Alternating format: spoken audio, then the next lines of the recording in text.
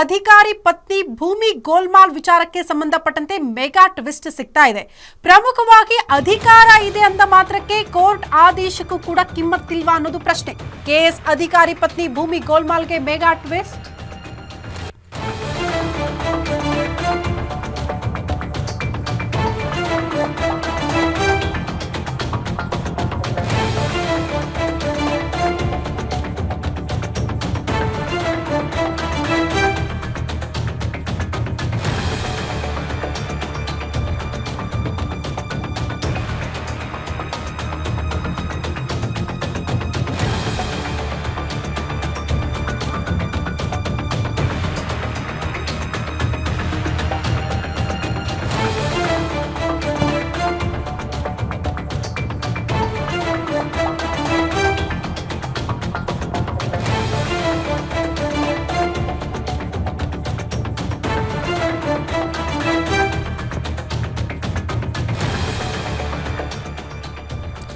KS ಅಧಿಕಾರಿ ಪತ್ನಿ ಗೋಲ್ಮಾಲ್ ವಿಚಾರಕ್ಕೆ ಸಂಬಂಧಪಟ್ಟಂತೆ ಮೇಜರ್ ಟ್ವಿಸ್ಟ್ ಇದು. ಮತ್ತಷ್ಟು ಬಯಲಾಗ್ತಾನೆ ಇದೆ. ಕೆಎಸ್ ಅಧಿಕಾರಿ ಕುಟುಂಬದ ಗೋಲ್ಮಾಲ್ ತಕರಾರಿದ್ರು, ತಡೆಯಾಜ್ಞೆ ಇದ್ರು, ಪಹಣಿ ಬದಲಾವಣೆಯಾಗಿತ್ತು ಯಾಕೆ?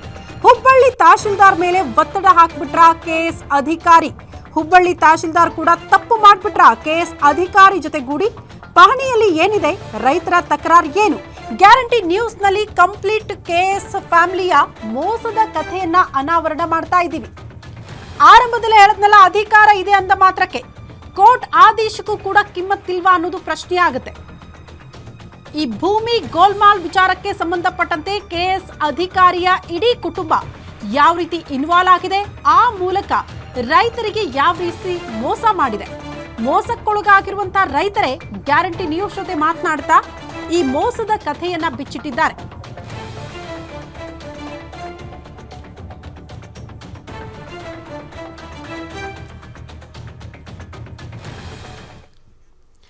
ಕೆಎಸ್ ಅಧಿಕಾರಿ ಕುಟುಂಬ ಈ ಭೂಮಿ ಖರೀದಿ ಮಾಡಿರುವ ವಿಚಾರಕ್ಕೆ ಸಂಬಂಧಪಟ್ಟಂತೆ ಯಾವ ರೀತಿ ದಾಖಲಾತಿಗಳನ್ನ ತಿದ್ದುಪಡಿ ಮಾಡಲಾಯಿತು, ಯಾವ ರೀತಿ ಈ ಭೂಮಿಯನ್ನ ಕಬಳಿಸುವ ಷಡ್ಯಂತ್ರಗಳು ಈ ಪ್ರಕರಣದಲ್ಲಿ ಆಯಿತು ಅನ್ನೋದರ ಕುರಿತ ಡೀಟೇಲ್ಸ್ ಅನ್ನ ನಿಮ್ಮ ಮುಂದೆ ಇಡ್ತಾ ಇದ್ದೀವಿ.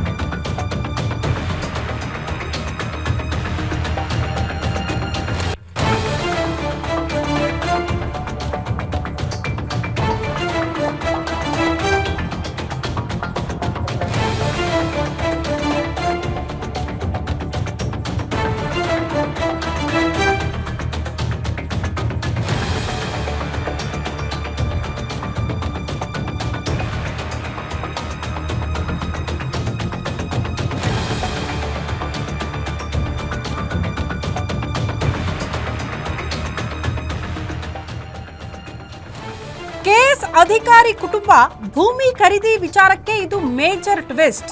ಅಧಿಕಾರಿಗಳ ಮೇಲೆ ಒತ್ತಡ ಹಾಕ್ಬಿಟ್ರ ಕೆಎಸ್ ಅಧಿಕಾರಿ ಫ್ಯಾಮಿಲಿಯವರು. 5 ಎಕರೆ 33 ಗುಂಟೆ ಜಮೀನು ಪಹಣಿ ಬದಲಾವಣೆಗೆ ತಕರಾರಿದೆ. ತಕರಾರಿದ್ರೂ ಕೂಡ ಪಹಣಿ ಬದಲಾವಣೆ ಮಾಡಿದ್ ಹೇಗೆ? ತಡೆಯಾಜ್ಞೆ ಇದ್ರೂ ಕೂಡ ಪಹಣಿಯಲ್ಲಿ ಆರತಿ ದೇಸಾಯಿ, ಮಹೇಶ್ ದೇಸಾಯಿ ಅವರ ಹೆಸರು ಹೇಗೆ ಎಂಟ್ರಿ ಆಯಿತು? ಕೋರ್ಟ್ ಆದೇಶವನ್ನ ಕೂಡ ಉಲ್ಲಂಘನೆ ಮಾಡಲಾಯ್ತಾ? ಇದು ಕೂಡ ಪ್ರಶ್ನೆ ಇದೆ. ತಡೆಯಾಜ್ಞೆ ಇದ್ರೂ ಕೂಡ ಪಹಣಿಯಲ್ಲಿ ಆರತಿ ದೇಸಾಯಿ ಮತ್ತು ಮಹೇಶ್ ದೇಸಾಯಿ ಅವರ ಹೆಸರು ಸೇರ್ಪಡೆಯಾಗಿದೆ. ಜೂನ್ 26ರಂದು ಜಮೀನು ಖರೀದಿ ಮಾಡಿದ ಬಳಿಕ ರೈತರಿಗೆ ಸಂಕಷ್ಟ ಎದುರಾಗಿದೆ. ಹಣನೂ ಕೊಡ್ತಾ ಇಲ್ಲ. ಕೆಎಸ್ ಅಧಿಕಾರಿ ಕುಟುಂಬದವರು ರೈತರಿಗೆ ವಂಚನೆ ಮಾಡ್ತಿದ್ದಾರೆ. ಇದರಿಂದ ನೊಂದು ಜುಲೈ 31, 2025ರಂದು ಕೋರ್ಟ್ಗೆ ಹೋಗಿ ಒಂದು ಕೇಸನ್ನು ಕೂಡ ದಾಖಲು ಮಾಡ್ತಾರೆ, ಒಂದು ಅರ್ಜಿಯನ್ನು ಸಲ್ಲಿಕೆ ಮಾಡ್ತಾರೆ. ಕೇಸ್ ನಂಬರ್ 360/2025ರಲ್ಲಿ ರೈತರಿಂದ ಹೋರಾಟ ಶುರುವಾಗುತ್ತೆ ಈ ವಿಚಾರಕ್ಕೆ ಸಂಬಂಧಪಟ್ಟಂತೆ. ಅಲ್ಲಿಗೆ ಆಗಸ್ಟ್ 2, 2025ರಂದು ಯಥಾಸ್ಥಿತಿಯನ್ನ ಕಾಯ್ದುಕೊಳ್ಳಬೇಕು ಅಂತ ಕೋರ್ಟ್ ಸ್ಟೇನ ಕೂಡ ತಂದಿದೆ. ಸೆಪ್ಟೆಂಬರ್ 3, 2025ರವರೆಗೆ ತಡೆಯಾಜ್ಞೆಯನ್ನ ಕೋರ್ಟ್ ಕೊಟ್ಟಿತ್ತು. ವಿಚಾರಣೆ ದಿನಾಂಕದಂದೇ ಪಹಣಿಯಲ್ಲಿ ಆರತಿ ದೇಸಾಯಿ ಅವರ ಹೆಸರನ್ನ ನಮೂದು ಮಾಡಲಾಗಿದೆಯಂತೆ. ಜೊತೆಗೆ ಪಹಣಿಯಲ್ಲಿ ಮಹೇಶ್ ದೇಸಾಯಿ ಹೆಸರು ಕೂಡ ನಮೂದಾಗಿದೆ. ಸೆಪ್ಟೆಂಬರ್ 3ರಿಂದ ಮತ್ತೆ ಅಕ್ಟೋಬರ್ 8ರ ತನಕ ಈ ತಡೆಯಾಜ್ಞೆಯನ್ನ ಮುಂದುವರಿಸಲಾಗಿದೆಯಂತೆ. ತಡೆಯಾಜ್ಞೆ ಇದ್ರೂ ಕೂಡ ತಹಶೀಲ್ದಾರ್ ಕಚೇರಿ ಅಂದ್ರೆ ತಹಶೀಲ್ದಾರ್ ಅವರ ಮೇಲೆ ಒತ್ತಡ ಹಾಕಿ ಪಹಣಿಯಲ್ಲೇ ಹೆಸರುಗಳನ್ನ ಸೇರ್ಪಡೆ ಮಾಡಲಾಯಿತು. ತಹಶೀಲ್ದಾರ್ ಕೂಡ ಇದರಲ್ಲಿ ಇನ್ವಾಲ್ವ್ ಆಗಿದ್ದಾರೆ. ಈ ಕಡೆ ದುಡ್ಡು ಕೊಟ್ಟಿರುವಂತಹ ರೈತರಿಗೆ ವಾಪಸ್ ದುಡ್ಡು ಸಿಗ್ತಾ ಇಲ್ಲ, ಭೂಮಿನೂ ಸಿಗ್ತಾ ಇಲ್ಲ. ಇದರಿಂದ ನಾವು ಸಂಕಷ್ಟದ ಪರಿಸ್ಥಿತಿನ ಎದುರಿಸ್ತಿದ್ದೀವಿ ಅಂತ ರೈತರು ಗೋಳಾಡ್ತಿದ್ದಾರೆ.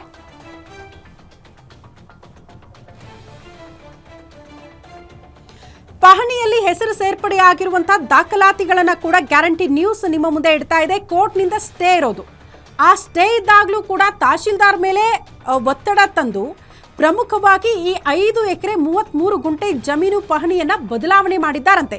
ಅದರಲ್ಲಿ ಹೆಸರು ಸೇರ್ಪಡೆಯಾಗಿದ್ದನ್ನ ಕೂಡ ನಾವು ಮಾರ್ಕ್ ಮಾಡಿ ತೋರಿಸ್ತಾ ಇದ್ದೀವಿ. ಆರತಿ ದೇಸಾಯಿ ಮತ್ತು ಮಹೇಶ್ ದೇಸಾಯಿ ಅವರ ಹೆಸರು ಪಹಣಿಯಲ್ಲಿ ಸೇರ್ಪಡೆಯಾಗಿರುವಂತಹ ದೃಶ್ಯಗಳು, ಆ ಪ್ರತಿಯನ್ನ ಕೂಡ ನಿಮ್ಮ ಮುಂದೆ ಇಡ್ತಾ ಇದ್ದೀವಿ. ಹೇಗೆ ಬಂತು ಈ ಹೆಸರುಗಳು? ಕೋರ್ಟ್ನಿಂದ ಆದೇಶ ಇದ್ರೂ ಕೂಡ ಯಥಾಸ್ಥಿತಿಯನ್ನ ಕಾಯ್ದುಕೊಳ್ಳಿ ಅಂತ ಹೇಳಿದ್ರು ಕೂಡ ಈ ಪಹಣಿಯಲ್ಲಿ ಇದ್ದಕ್ಕಿದ್ದಂತೆ ಇವರ ಹೆಸರು ನಮೂದು ಹೇಗಾಯ್ತು? ಯಾರ ಅಣತಿ ಅಂತ ಅಂದಾಗ ಒನ್ಸ್ ಅಗೇನ್ ಕೆಎಸ್ ಅಧಿಕಾರಿಯ ಕುಟುಂಬದ ಕಡೆಗೆ ಬೊಟ್ಟು ಮಾಡ್ತಿದ್ದಾರೆ ರೈತರು. ಅವರ ಒತ್ತಡದಿಂದಲೇ ತಹಶೀಲ್ದಾರ್ ಮೇಲೆ ಒತ್ತಡ ಹಾಕಿ ಬೆದರಿಕೆ ಹಾಕಿದ್ದಾರೋ ಗೊತ್ತಿಲ್ಲ. ತಹಶೀಲ್ದಾರ್ ಮೇಲೆ ಒತ್ತಡ ಹಾಕಿ ಈ ಪಹಣಿಯಲ್ಲಿ ತಮ್ಮ ಕುಟುಂಬದವರ ಹೆಸರುಗಳನ್ನ ನಮೂದು ಮಾಡಿಸಿದ್ದಾರೆ ಕೆಎಸ್ ಅಧಿಕಾರಿ ಅನ್ನುವಂತಹ ವಿಚಾರವನ್ನ ಸ್ವತಃ ಮೋಸಕ್ಕೊಳಗಾಗಿರುವಂತಹ ರೈತರು, ಸಂಕಷ್ಟಕ್ಕೊಳಗಾಗಿರುವಂತಹ ರೈತರೇ ಈ ವಿಚಾರಗಳನ್ನ ಪ್ರಸ್ತಾಪ ಮಾಡ್ತಿದ್ದಾರೆ. ಅಲ್ಲಿಗೆ ಅಧಿಕಾರ ಇದೆ ಅಂದ ಮಾತ್ರಕ್ಕೆ ಅಧಿಕಾರವನ್ನ ದುರ್ಬಳಕೆ ಮಾಡ್ಕೊಳ್ತಿದ್ದಾರೆ. ಕಾನೂನು ಹೋರಾಟದಲ್ಲೂ ಕೂಡ ಅವರಿಗೆ ಜಯ ಸಿಕ್ಕಿದ್ರೆ ರೈತರಿಗೆ ಅಂದ್ರೆ ಸ್ಟೇ ತಂದಿದ್ರು ಕೂಡ ಅದನ್ನ ಮೀರಿ ವರ್ತನೆ ಮಾಡ್ತಿದ್ದಾರೆ ಯಾಕೆ ಅನ್ನೋದು ರೈತರ ಪ್ರಶ್ನೆ ಆಗ್ತಾ ಇದೆ. ಈಗ ಇದೇ ವಿಚಾರಕ್ಕೆ ಸಂಬಂಧಪಟ್ಟಂತೆ ರೈತರು ಆಕ್ರೋಶವನ್ನ ಹೊರಹಾಕ್ತಿದ್ದಾರೆ.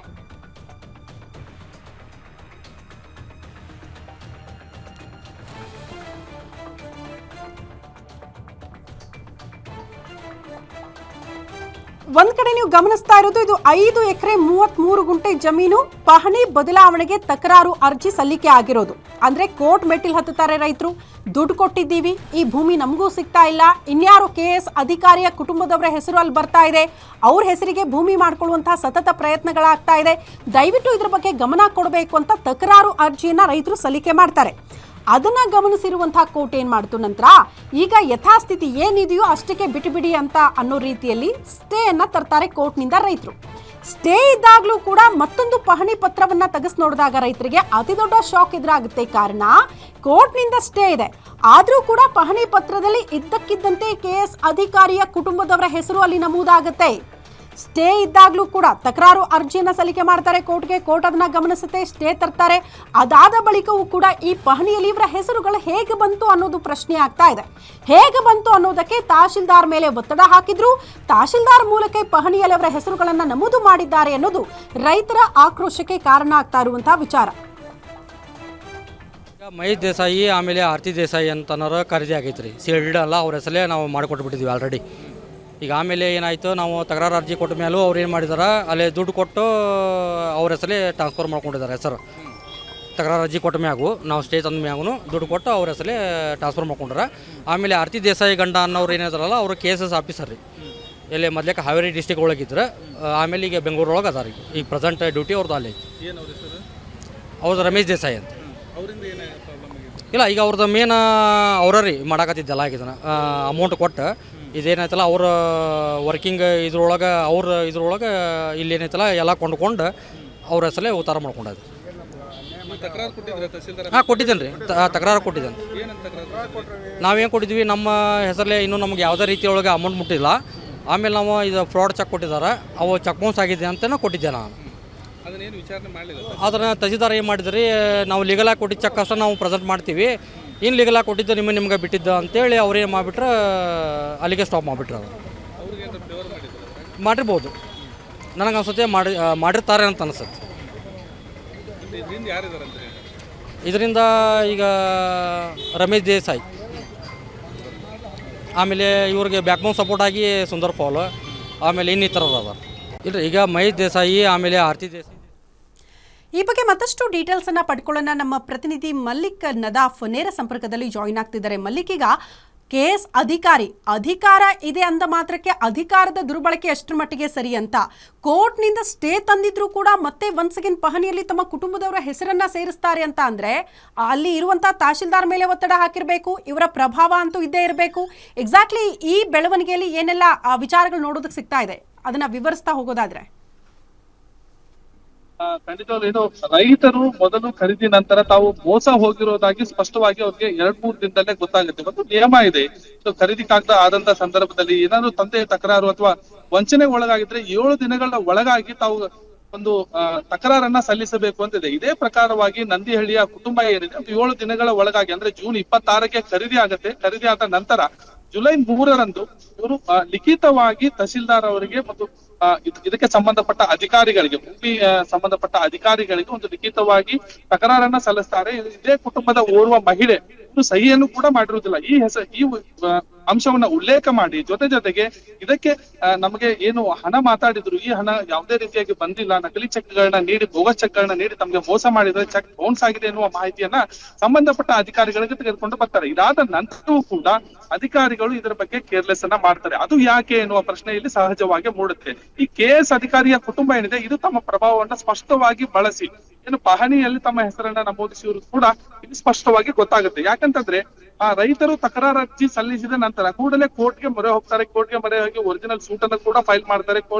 ತಡೆಯಾಜ್ಞೆ ಕೂಡ ತಗೊಂಡ್ಬರ್ತಾರೆ. ತಡೆಯಾಜ್ಞೆ ಸಂದರ್ಭದಲ್ಲಿ ಮೊದಲ ಹಿಯರಿಂಗ್ ಏನಿತ್ತು 3/9/2025 ಈವರೆಗೂ ಕೂಡ ಯಾವುದೇ ರೀತಿ ನಿರ್ಧಾರಗಳನ್ನ ಕೈಗೊಳ್ಳಬಾರದು ಅನ್ನುವ ಮೌಖಿಕ ಸೂಚನೆ ಮತ್ತು ಲಿಖಿತ ಸೂಚನೆ ಮಾನ್ಯ ನ್ಯಾಯಾಲಯ ನೀಡುತ್ತೆ. ಆದರೂ ಕೂಡ 3ನೇ ತಾರೀಕು ಏನ್ ತಡೆಯಾಜ್ಞೆ ಮುಗಿಯುತ್ತೆ ಅದಾದ ನಂತರ ಇದು ಕಂಟಿನ್ಯೂ ಆಗುತ್ತೆ. ನೆಕ್ಸ್ಟ್ ಹಿಯರಿಂಗ್ ಆಗುತ್ತೆ ಅಂದ್ರೆ 10ನೇ ತಿಂಗಳು 8ನೇ ತಾರೀಕುವರೆಗೂ ಮುಂದುವರೆಯುತ್ತೆ. ಆ ಸಮಯದಲ್ಲಿ ಏನು ತಮ್ಮನ್ನ ನೀಡಿ ಇವರು ಅನ್ಲಾಕ್ ಮಾಡ್ತಾರೆ, ಅದೇ ಸಂದರ್ಭದಲ್ಲಿ ಏನು ಖರೀದಿದಾರರಿದ್ದಾರೆ ಆರತಿ ದೇಸಾಯಿ ಮತ್ತೆ ಮಹೇಶ್ ದೇಸಾಯಿ ಇವರ ಹೆಸರನ್ನ ನಮೂದಿಸಿದ್ದಾರೆ. ಮತ್ತು ಕಾಲಂ ನಂಬರ್ 11 ನಲ್ಲಿ ಈ ಮಾನ್ಯ ನ್ಯಾಯಾಲಯದಲ್ಲಿ ಇರ್ತಕ್ಕಂತ ಏನು ಈ ದಾವೆ ಇದೆ ಈ ದಾವೆಯನ್ನ ಉಲ್ಲೇಖ ಮಾಡಿದ್ದಾರೆ. ಎಲ್ಲೋ ಒಂದ್ ಕಡೆ ತಹಶೀಲ್ದಾರ್ ಅವರು ಮತ್ತೆ ತಹಶೀಲ್ದಾರ್ ಕಚೇರಿಯ ಸಿಬ್ಬಂದಿಗಳು ಇಲ್ಲಿ ಒಂದು ಪ್ರಮಾದವನ್ನ ಎಸಗಿರುವಂತದ್ದು ಮೇಲ್ನೋಟಕ್ಕೆ ಸ್ಪಷ್ಟವಾಗಿ ಕಂಡು ಬರ್ತಾ ಇದೆ. ಇದಕ್ಕೆ ಅವರೇ ಉತ್ತರ ನೀಡಬೇಕಾಗತ್ತೆ. ಯಾಕಂತಂದ್ರೆ ತಕರಾರು ಇದ್ದಂತ ಸಂದರ್ಭದಲ್ಲಿ 2 ಪಾರ್ಟಿಯನ್ನ ಕರೆಸಿ ಅದನ್ನ ವಿಚಾರಣೆ ಮಾಡುವುದು ಸಾಮಾನ್ಯವಾಗಿ ರೂಢಿಯಲ್ಲಿ ಇರ್ತದೆ. ಯಾವುದೋ ಒಂದು ಸಾಮಾನ್ಯ ಕೇಸ್ ಆಗಿದ್ರೆ ವರ್ಷಾನುಗಟ್ಟಲೆ ಕೂಡ ತಹಶೀಲ್ದಾರೇ ಅವರ ಕಚೇರಿಯಲ್ಲೇ ಕಡತವನ್ನ ಇಟ್ಕೋತಾರೆ ಮತ್ತು ವಿಚಾರಣೆ ನಡೆಸ್ತಾರೆ. ಇಷ್ಟು ಸುಲಭವಾಗಿ ಬಗೆಹರಿಲಿಕ್ಕೆ ಬಿಡುವುದಿಲ್ಲ. ರೈತರ ಪರವಾಗಿ ಯಾವುದೇ ಅನ್ಯಾಯ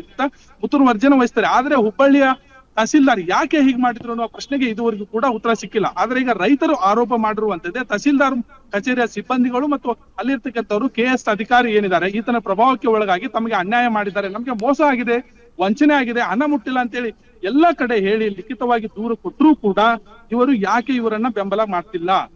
ಜೊತೆಗೆ ಪೊಲೀಸ್ ಠಾಣೆ ಮೆಟ್ಟಿಲೇರಿದ್ದಾರೆ, ಹೋರಾಟವನ್ನ ಮಾಡ್ತಾ ಇದ್ದಾರೆ, ಆಕ್ರೋಶಗೊಳ್ತಾ ಇದ್ದಾರೆ, ಕಾನೂನನ್ನ ಕೈಗೆ ತೆಗೆದುಕೊಳ್ಳುವಂತ ಸಂದರ್ಭ ಕೂಡ ಸೃಷ್ಟಿ ಆಗ್ತದೆ. ಆದ್ರೂ ಇವರಿಗೆ ಯಾಕೆ ನ್ಯಾಯವನ್ನ ಕೊಡ್ತಿಲ್ಲ? ತಹಸೀಲ್ದಾರ್ ಕಚೇರಿಯಲ್ಲಿ ಯಾವೆಲ್ಲ ಕ್ರಮಗಳನ್ನ ಕೈಗೊಳ್ಳಬೇಕಿತ್ತು ಆರತಿ ದೇಸಾಯಿ ಮತ್ತೆ ಮಹೇಶ್ ದೇಸಾಯಿ ಇವರ ಪರವಾಗಿ ಅದೆಲ್ಲವನ್ನ ತೆಗೆದುಕೊಂಡಿದ್ದಾರೆ. ಪಹಣಿಯಲ್ಲಿ ಅವರ ಹೆಸರಿದೆ. ಆದ್ರೆ ಅದೃಷ್ಟವಶಾತ್ ಈಗ ರೈತರು ಹೋರಾಟಕ್ಕೆ ಇಳಿದಿದ್ದಾರೆ ಮತ್ತು ಪಹಣಿ ಅಲ್ಲಿ ಮಾತ್ರ ಹೆಸರು ನಮ್ದಿದೆ. ಆದ್ರೆ ಕಬ್ಜಾವತಿ ಇದುವರೆಗೂ ಕೂಡ ಜಮೀನು ರೈತರ ಬಳಿಯೇ ಇರುವಂತದ್ದು. ಓಕೆ ಮಲ್ಲಿಕ್, ಈಗ ಒಂದಂತೂ ಬಹಳ ಸ್ಪಷ್ಟನ, ಒಂದು ರೈತರಿಗೆ ದುಡ್ಡಾದ್ರೂ ಸೇರ್ಬೇಕು ಇಲ್ಲ ಭೂಮಿನಾದ್ರೂ ಇರಬೇಕು. ಈಗ ಎರಡೂ ಸಿಗ್ತಾ ಇಲ್ಲ ಅನ್ನೋ ಕಾರಣಕ್ಕೆ ರೈತರು ಅತಂತ್ರ ಪರಿಸ್ಥಿತಿಯಲ್ಲಿ ಇರೋದು ಹೌದಾ ಈ KS ಕುಟುಂಬ ಮಾಡಿರುವಂತಹ ಈ ಅವ್ಯವಹಾರದಿಂದ? ರೈತರಿಗೆ ಈಗ ತುಂಬಾನೇ ಸಂದಿಗ್ಧ ಪರಿಸ್ಥಿತಿ ಅಂತ ಹೇಳ್ಬೋದು. ಒಂದು ಕಡೆ ನ್ಯಾಯಾಲಯದಲ್ಲಿ ಹೋರಾಟ ಮಾಡ್ತಿದ್ದಾರೆ, ಮತ್ತೊಂದು ಕಡೆ ಇಲ್ಲಿರ್ತಕ್ಕಂಥ ಏಜೆಂಟ್ಗಳು ಮತ್ತೆ ಖರೀದಿದಾರರು ಇವರ ವಿರುದ್ಧ ಕೂಡ ಹೋರಾಟ ಮಾಡ್ತಾ ಇದ್ದಾರೆ. ಎಲ್ಲಿ ಹೋರಾಟ ಮಾಡಿದ್ರು ತಮ್ಗೆ ಮೂಲವಾಗಿ ನಾವು ಮಾರಾಟ ಮಾಡಿದ್ದೇವೆ, ಭೂಮಿ ಅಂತೂ ತಮ್ಮನ್ನ ಕೈಬಿಟ್ಟು ಹೋಗಿದೆ, ಪಹಣಿ ಪತ್ರಿಕೆಯಲ್ಲಿ ಏನು ಹೆಸರಿತ್ತು ಅದು ಕೂಡ ಹೋಗಿದೆ, ಪಹಣಿಯಲ್ಲಿ ಅಧಿಕೃತವಾಗಿ ಈಗ ಖರೀದಿದಾರರ ಹೆಸರೇ ನಮೂದಿಯಾಗಿದೆ. ಒಂದು ಕಡೆ ಕೋರ್ಟ್ ನಿಂದ ಹೋರಾಟ ಮಾಡ್ಬೇಕು, ಮತ್ತೊಂದ್ ಕಡೆ ಏಜೆಂಟ್ ಏನಾದ್ರು ಹಣ ತೆಗೆದುಕೊಂಡಿದ್ರೆ ಅವರನ್ನು ಕೂಡ ಬೆನ್ನ ಹತ್ಬೇಕು, ಮತ್ತೊಂದ್ ಕಡೆ ಈ ಖರೀದಿದಾರರು ಏನ್ ಮೋಸ ಮಾಡಿದ್ದಾರೆ ಇವ್ರು ಯಾವ್ದವರೆಗೂ ಕೂಡ ಫ್ರಂಟ್ ಲೈನ್ ಗೆ ಬರ್ತಿಲ್ಲ, ಅವ್ರ ಜೊತೆ ಮಾತುಕತೆಯನ್ನ ನಡೆಸ್ತಿಲ್ಲ ಮತ್ತು ಅನ್ಯಾಯಕ್ಕಾದವರಿಗೆ ಕನಿಷ್ಠ ಸಮಾಧಾನ ಕೂಡ ಮಾಡ್ತಿಲ್ಲ. ಇದೆಲ್ಲ ಯಾಕಾಯ್ತು ಎನ್ನುವ ಪ್ರಶ್ನೆ ಅವ್ರನ್ನು ಕಾಡ್ತಾ ಇದೆ. ಸದ್ಯಕ್ಕೆ ಇದೀಗ ಒಂದಿಬ್ರು ಏಜೆಂಟ್ರು ಏನಿದ್ದಾರೆ ಅವರನ್ನ ಏನಾದ್ರು ಮಾಡಿ ಟಚ್ ಮಾಡ್ಬೇಕು, ಅವರನ್ನ ಹಿಡಿದು ತರಬೇಕು ಅನ್ನುವ ಹೋರಾಟದಲ್ಲಿ ನಿರತರಾಗಿದ್ದಾರೆ. ಇನ್ನೊಂದು 2-3 ದಿನದಲ್ಲಿ ಒಂದು ಕೇಸ್ ತಾರ್ಕಿಕ ಅಂತ್ಯ ಕಾಣುತ್ತೆ ಅಂತ ರೈತ ಮುಖಂಡರು ಹೇಳ್ತಾ ಇದ್ದಾರೆ. ಇನ್ನೇನೀಗ ರೈತ ಸಂಘಟನೆಗಳು ಕೂಡ ಬೆಂಬಲ ಕೊಡುವ ಸಾಧ್ಯತೆ ಇದೆ. ಓಕೆ ಮಲ್ಲಿಕ್, ಧನ್ಯವಾದಗಳು ತಮ್ಮೆಲ್ಲ ಮಾಹಿತಿ